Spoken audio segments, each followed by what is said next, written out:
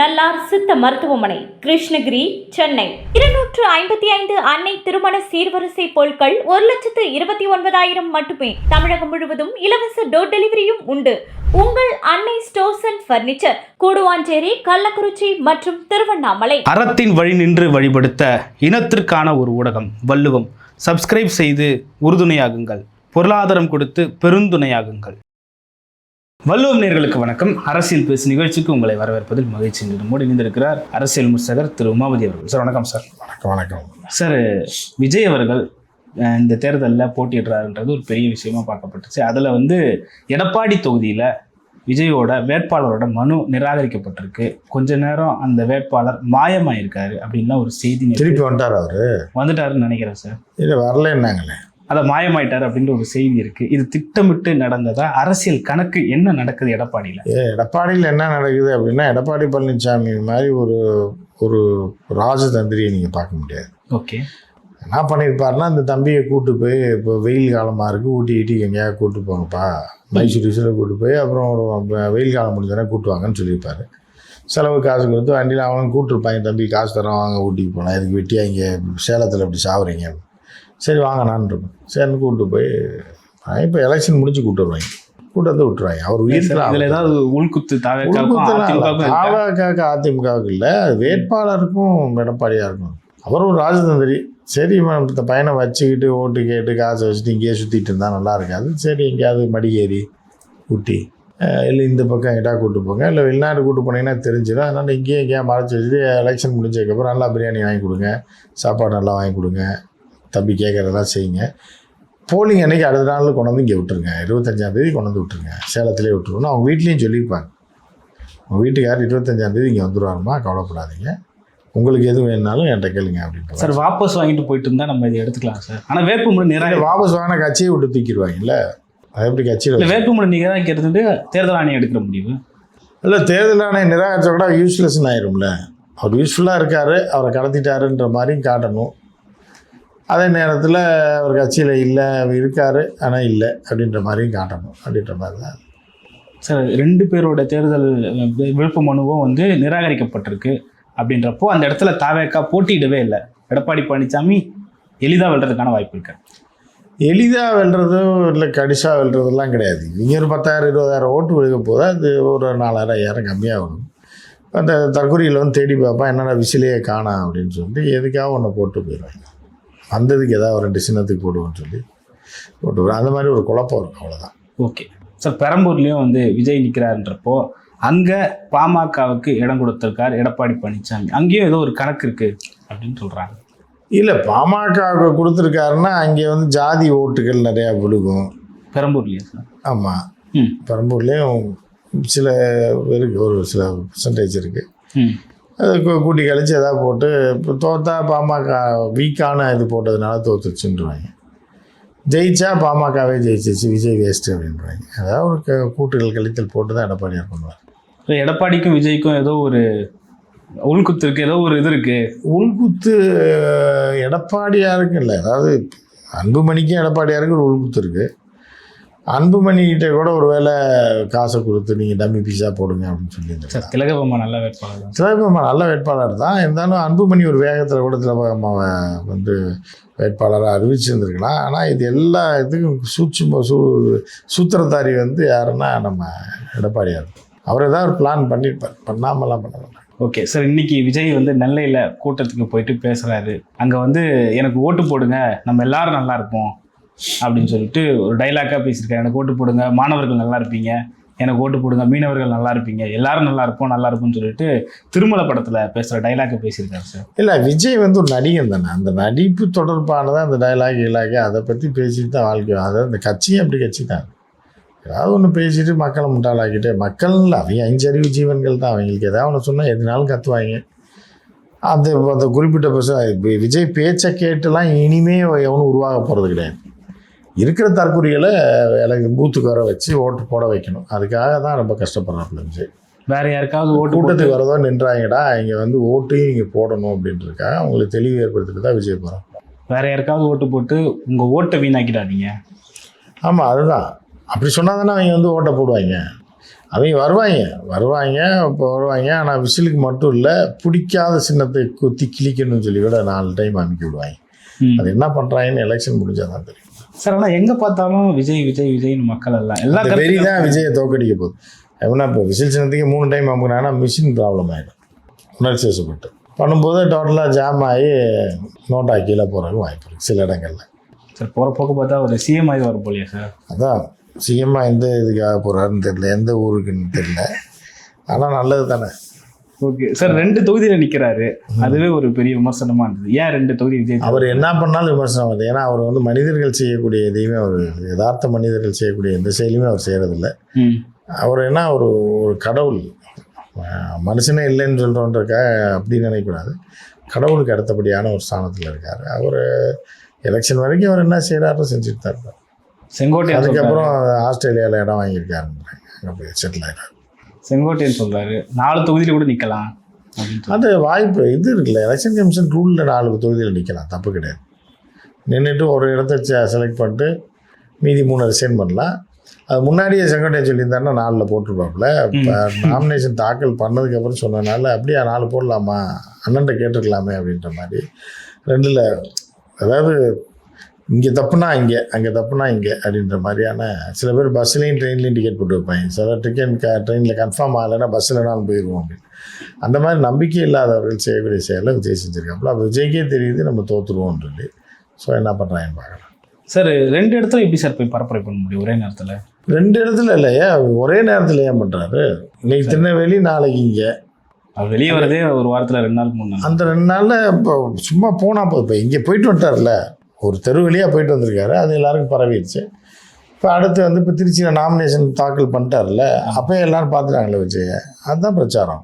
அந்த வகையில் அதை இப்போ கேட்டால் போயிட்டு நாமினேஷன்லேயே பல குளறுபடிகள் இருக்குதுன்னு சொல்லிட்டு பேசியிருக்காங்க.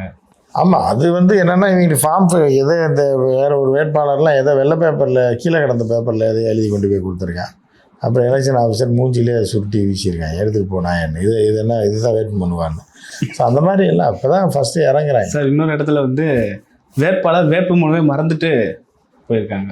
ஏன் வச்சுட்டு போயிருந்துருப்பான், கூட வரவன் அது இப்போ வாங்கத்தில் சீக்கிரம் டைம் ஆச்சு கூப்பிட்டு போயிருப்பாங்க. அங்கே போனோன்னே எங்கடா அந்த பேப்பரை காணான்னொடனே திருப்பி தேடி கொடுக்கும். அதெல்லாம் அதாவது விஜய் கட்சியில் இதெல்லாம் சகஜம்தான். விஜய் வேட்பு மனுவை தாக்கல் பண்ணது, அதுவும் பேப்பரை கொண்டு போய் தேர்தல் அதிகாரிகிட்ட சேர்த்ததுன்றதே ஒரு பெரிய வெற்றி தான் அது.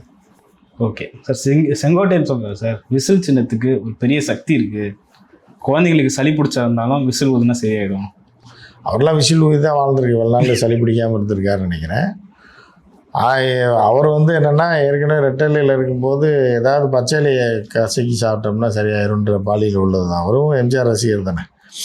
அதனால் இப்போ வந்து இந்த விசில் வந்து அவர் சொல்கிறது ஒரு வகையில் ஏன்னா மருத்துவர்கள் நிறையா இருக்காங்க எதுலன்னா தாவேக்கால விசில் அடித்தாலே இப்போ ஜன்னி வந்துச்சுன்னா கூட அதுக்கு ஒரு விசில் இருக்குது. விசிலில் நிறையா இருக்குது. மடக்கூதின்னு ஒன்று இருக்குது, அதுக்கப்புறம் நீளமான விசில் இருக்குது. அதை அடிச்சிங்கன்னா காய்ச்சல்லாம் சரியாகும். இந்த விசில் ஊதுனீங்க அப்படின்னா சளி சரியாகும். மடக்கூதி விசில் அடிச்சிங்கன்னா சளி சரியாகும். அது அவர் ஊதி பார்த்துருப்பார் வீட்டில். யார் செங்கோட்டையன் தனியாக உட்காந்து ஊதி பார்த்துருப்பார். சரி சளி ரொம்ப சளியாக இருக்குது, ஒரு காய்ச்சல் வர மாதிரி இருக்குன்னு, ஆனால் இதை பண்ணி எவ்வளோ கட்சி தொண்டர்கள் சொல்லியிருப்பான், பண்ணியிருப்பார், சளி வந்திருக்கும். ஸோ அதனால் எல்லா தொண்டர்களும் அதை பண்ணட்டும்னு நினச்சிருக்கேன். சார் ஒரு பெரிய ஆளுமையாக இருந்தவர் இப்போ இப்படி பேசுகிறத பார்த்து, அதுக்காக பெரிய ஆளுமைனா சளி பிடிக்காதா? சளி பிடிக்க தானே செய்யும். அது ஊதும்போது சரியாகுதுன்னா இப்போ ஆளுமையாக இருந்தானா இதாக இருந்தானா பண்ணி தான் நான் சரியாகுதுன்னா பண்ண வேண்டியதானே. Okay sir. விஜய் பிரச்சாரத்திற்கு தொடர்ந்து எதிர்ப்பு தெரிவிக்கிறாங்க, தொடர்ந்து அவங்களுக்கு நெருக்கடி கொடுக்குறாங்க தேர்தல் ஆணையம். யார் காரணம், என்ன காரணம் அப்படிங்கிற ஒரு கேள்வி இருக்குது. அதுதான் விஜய் தான் காரணம். அவர் சொல்கிறதாரு. விஜய் வந்து என்னென்னா தேர்தல் ஆணையம் வந்து ஒரு கையால் அமைக்க விட்டு ஒரு புஷி ஆனந்த் மாதிரி இருக்குன்னு நினச்சிட்டு இருக்காங்க. தேர்தல் ஆணையர் புஷி ஆனந்த் மாதிரி இருக்கணும்னு நினச்சா அப்படி நடக்குது. கடைசியில் புஷி ஆனந்துக்கே பூசணிக்காய் உடச்சிட்டாங்க தலையில், அன்றைக்கி தர்பூசணியை தூக்கி போட்டு. ஸோ அந்த மாதிரி தான் எதிர்பார்க்கலாம். தேர்தல் ஆணையர்ன்றவர் வந்து விஜய் கூடயே வேனில் உள்ளுக்குள்ளேயே உட்காந்து வரணும். அவர் பார்த்து டைமிங் போட்டு இவர் சொல்ல டைமிங் அவர் ஓகே போட்டு கையெழுத்து போட்டு அங்கேருந்தே சரி போங்க 5 மணியா பரவாயில்ல போங்க பிரதர் நான் பார்த்துக்கிறேன்னு சொல்கிற அளவுக்கு எதிர்பார்க்குறாங்க. அந்த மாதிரி எங்கேயும் நடக்காது. அதனால் தேர்தல் ஆணையத்தின் மீது தப்பு சொல்கிறாங்க. இல்லை சார், கேட்குற நேரத்தை கூட ஒதுக்க மாட்டுறாங்க. அவங்க ஒரு நேரத்தை கொடுக்குறாங்க, அதுலேயும் 1 மணி நேரம் தான் இருக்கணும்னு சொல்கிறாங்க. இப்படி பல அப்படிதான் மித்த எல்லா கட்சிக்காரங்க கொடுக்கணும்ல, இவங்களுக்கு மட்டும் இல்லை, மற்றவங்களுக்குலாம் சிக்கலையே கொடுக்குறது இல்லை. ஆமாம், அவங்க ஏற்கனவே கரெக்டாக லெட்டர் அப்ளிகேஷனில் எழுதி கொடுத்துட்றாங்க. இவங்க அப்ளிகேஷன்னா என்னன்னு இவங்களுக்கு தெரியாது. அப்புறம் எப்படி அவங்க பெர்மிஷன் தரணும்? யார்கிட்ட போய் இவங்க எவன்கிட்ட போய் எந்த தேர்தல் ஆணையத்தை கொண்டு போய் கொடுத்தாங்க? ஏற்கனவே இந்த மாநில தேர்தல் ஆணையத்தில் கொண்டு போய் கொடுத்தாங்க ஒரு டைம். அதுக்கும் இந்த தேர்தலுக்கு சம்மந்தமே கிடையாது. ஸோ அந்த மாதிரி யார்கிட்ட கொண்டு பெர்மிஷன் லெட்டர் கொடுத்தாங்கன்னே தெரியல. இடையில கூட விஜய்க்கு பாதுகாப்பு இல்லைன்னு சொல்லிட்டு மணிப்பூர் கவர்னருக்கு கொடுத்துருந்தாங்க சார். அதான் அந்த மாதிரி எங்கேயோ கொண்டு கொடுத்துருப்பாங்க. தேர்தல் ஆணையத்துக்கு கடிதமே வரலன்றாங்க. அப்போ இவங்க தேர்தல் அலுவலகம் எங்கே இருக்குன்னு இவங்களுக்கு தெரியாது. அப்புறம் இவங்களுக்கு எப்படி பெர்மிஷன் கொடுப்பாங்க? இப்போ நீங்கள் போய் இந்த இப்போ கோடம்பாக்கத்தில் நடக்கிற கிரைமு கோடம்பாக்கம் ஸ்டேஷனில் கொடுக்கணும். கொருக்குப்பேட்டை ஸ்டேஷனில் போய் கொடுத்துட்டு என் மேலே போலீஸ் நடவடிக்கை எடுக்கலைன்னா என்ன பண்ணுவீங்க? ஸோ அந்த மாதிரி கூமுட்டைங்க தான் இவங்க எவன்ட்ட கொண்டு லெட்டர் கொடுத்தா யார் இவங்களுக்கு 1 மணி நேரம் பெர்மிஷன் கொடுத்தானே தெரில. புரியுதா அவங்களுக்கு? சார், முதல் நாள் வந்து பர்மிஷன் கொடுக்குறாங்க. அதுக்கப்புறம் காவல்துறை அது நெருக்கடி கொடுத்து அங்கே வந்து பர்மிஷன் கொடுக்காதீங்கன்னு சொல்லுது. எங்களோட பர்மிஷனை நிராகரிக்கிறாங்க, நேரத்தை குறைக்கிறாங்க. அதை தான் டி நகரில் கொடுக்க வேண்டியது தேனாம்பேட்டையில் கொண்டு போய் கொடுத்துருக்காங்க போலீஸ் ஸ்டேஷனில். அவங்க அப்படியே தம்பி பண்ணிட்டு போங்கன்னு இருக்காங்க. கடைசி டி நகரில் போய் பார்த்தா எங்களுக்கு யாருமே கொடுக்கலையே, அதெல்லாம் பர்மிஷன் கொடுக்க முடியாது. நீங்கள் எங்கே கொடுக்கணுமோ அங்கே கொடுக்கணும்ல. நீங்கள் டீ சாப்பிட்றதுக்கு டாஸ்மாக் கடைக்கு போனீங்கன்னா டீயே விற்க மாட்டான், என்ன தமிழ்நாடு, என்ன திமுகவோட சதி இது அப்படின்னு கேட்டிங்கன்னா டாஸ்மாக் பாரில் எங்கே போய் டீ விற்பா?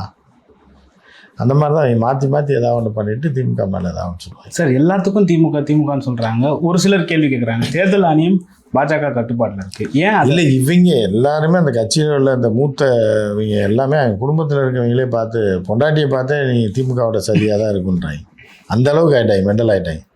பிள்ளைங்களை பார்த்தா இது திமுகவோட சதியில் பிறந்ததா, நம்மளோட பிரச்சனை பண்ணிக்கிட்டே இருக்குது, இதை வாங்கி கொடு அதை வாங்கி கொடுன்னு கேட்குது, இதுவும் திமுக சதியாக தான் இருக்கும் அப்படின்ற ரேஞ்சுக்கு மெண்டல் ஆகிட்டாங்க அவங்க.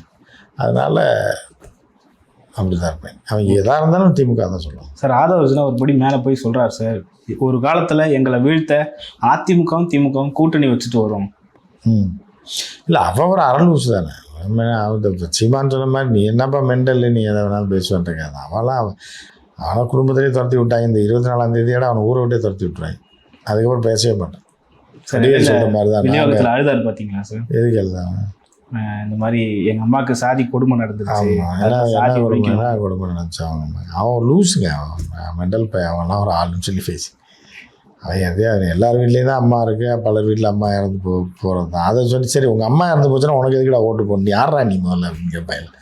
உனக்கும் உங்கள் அம்மா இறந்து போச்சு, அதுக்கும் அரசியலுக்கு என்ன சம்மந்தம்?